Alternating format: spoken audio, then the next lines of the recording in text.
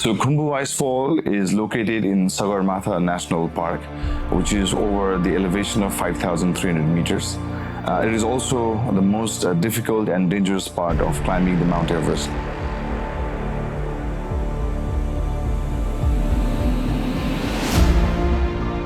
So, in order to reduce the risk of icefall doctors, we have introduced 3D modeling and 3D mapping technique to help create a 3D map of the Khumbu Icefall. And in that way, they're going to reduce the risk of their lives as well as increase their efficiency by calculating where to fix the ladders and which way to fix the routes. That will help them go to the icefall directly.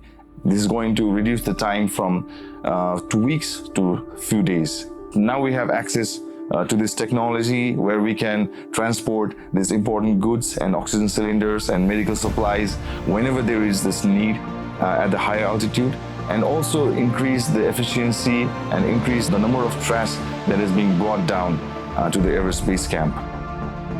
We are at Everest Base Camp right now. We've been doing this project with Khumbu Gaonpalika and SPCC. The collaboration has been really good. It's been 3 years right now. We've been bringing trashes from Camp 1 to Base Camp, and we are supplying oxygen cylinders, ladders, rope for fixing for SPCC and above.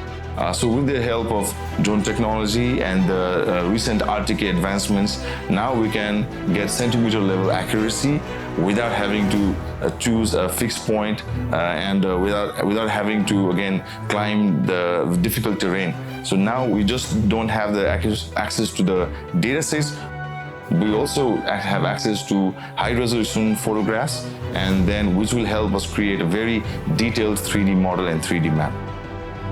With this advancement in technology, this is going to make our operations even more easier and more efficient. And before, we used to just love the technology and we were very passionate about the technology and about our work.